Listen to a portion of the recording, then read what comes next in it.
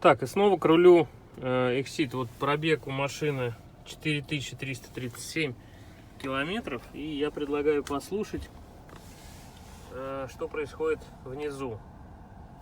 Вот я буду медленно крутить руль и будем слушать.